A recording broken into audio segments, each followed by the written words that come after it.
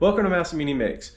My name is Will, and today we're getting all my tools off the floor. Now, as you can see, my miter saw is on the floor and my table saw is on the floor.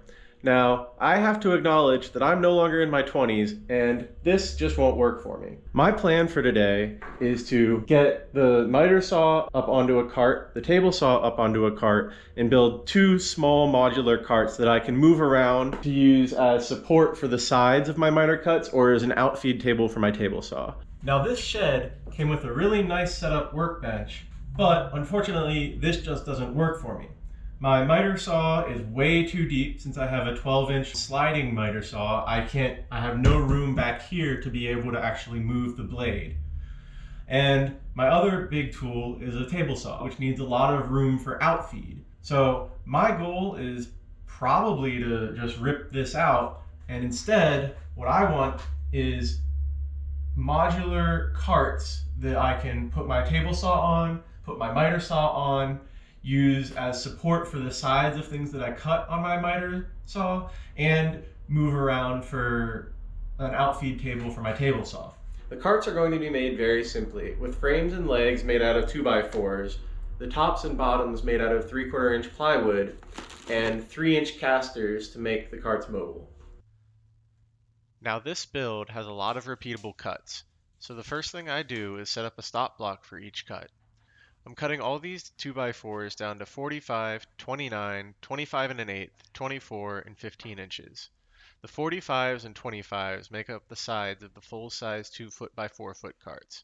The 24s and some of the 15s make up the side of the smaller carts that will be holding my miter saw and table saw. And the 29s, remaining 15s, and 25 and an eighth inch boards are all legs.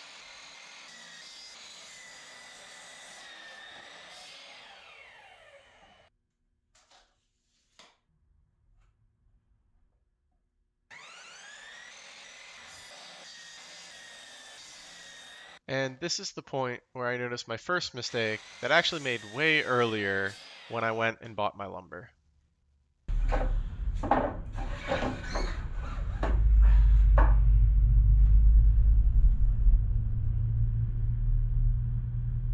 What? Are all of these too short?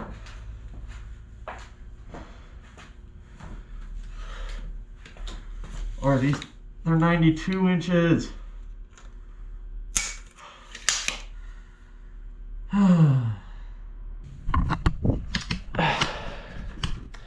Well, these are supposed to be 96-inch studs, which would have them line up perfectly, but instead they're 92 inches, which I didn't notice at the time. And so I am landing a couple inches short of what I expected. Well, it looks like I'm gonna have to go pick up some more wood, so I'll be right back.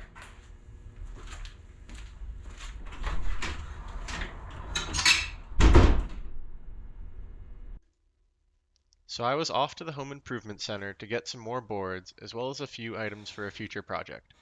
From there I could get back to cutting down my 2x4s.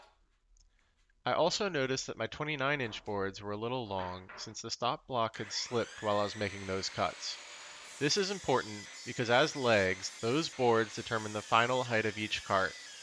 And since I want to use the carts as outfeed for my table saw and support for my miter saw, having the cart just a little too tall would completely defeat the purpose.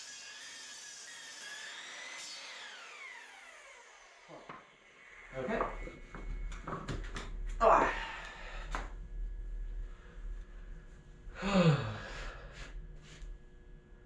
Well, that's it for the 2x4s. Next up, gotta cut up a couple sheets of plywood, and then I can start putting everything together.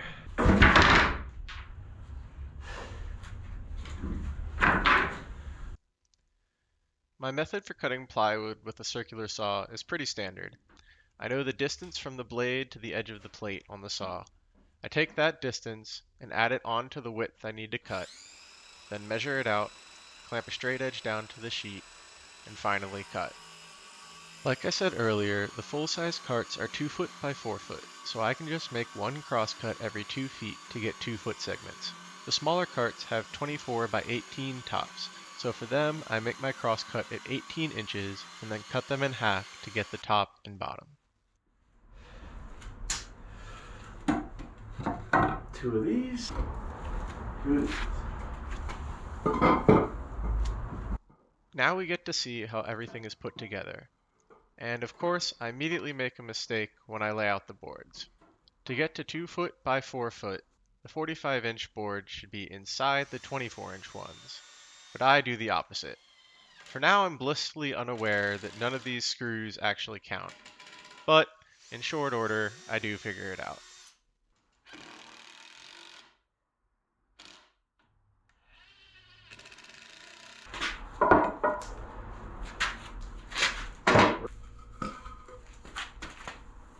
And I just realized I did that backwards.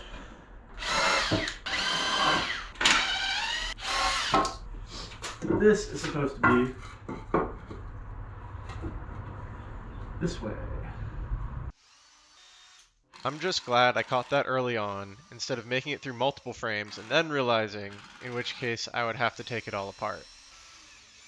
With my luck, though, it doesn't take too long to make up for that mistake, and I'm quickly back on track.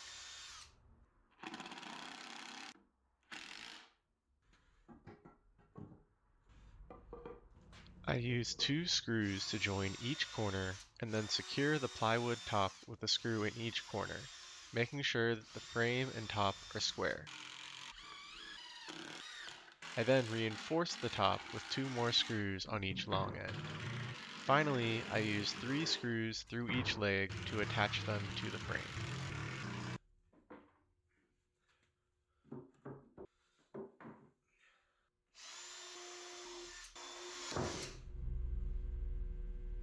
Well, that's not good. I did end up getting a new bit eventually, but I'm using self-tapping construction screws, and this is a shop project, so I decided to soldier on for the time being.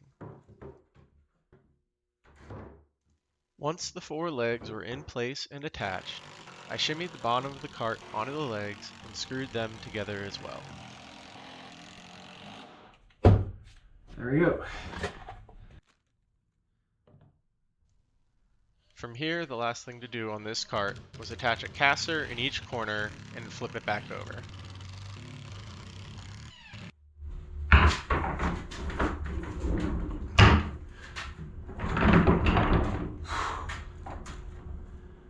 One done. Now I can use this one as a platform for the rest.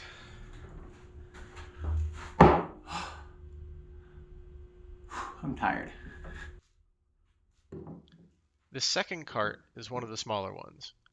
I did make sure that I set out my boards in the correct orientation this time, learning from my earlier mistake.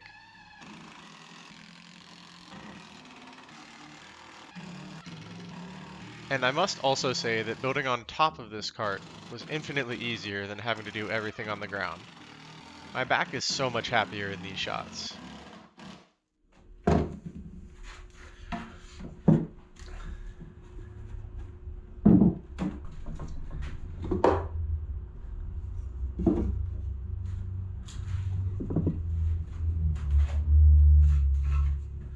So this one will be for my table saw. So it only gets 15-inch uprights because the table saw itself is 14.5 inches tall. Since I'm trying to get to 34.5 inches total, the 15 plus the 3/4 for the top and bottom, plus the 14.5, plus 4 for the I never did finish my thought. I meant to finish that sentence with +4 for the casters. I don't know what happened in my brain, but the word just never made it out. done.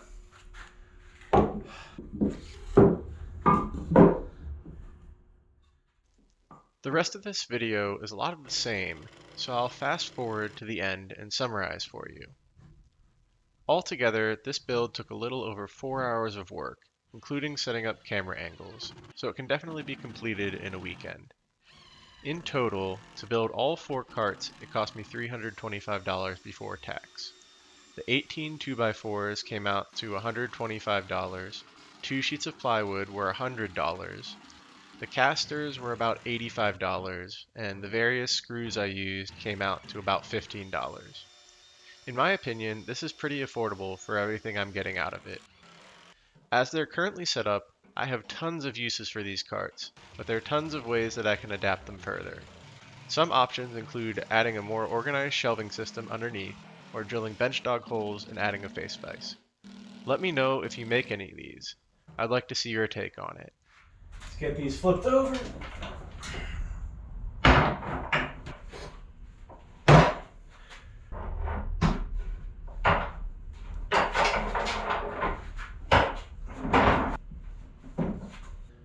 So here it all is. My two big tools are off the floor and a lot more mobile than they were before. I also have tons of room for both storage down below and for work on the surfaces above. Obviously, there's tons more work that can be done to improve this workspace, but this is a great start for me. This project will really help all the rest of my projects get off to a flying start. Thanks for tuning in, and I hope to see you next time.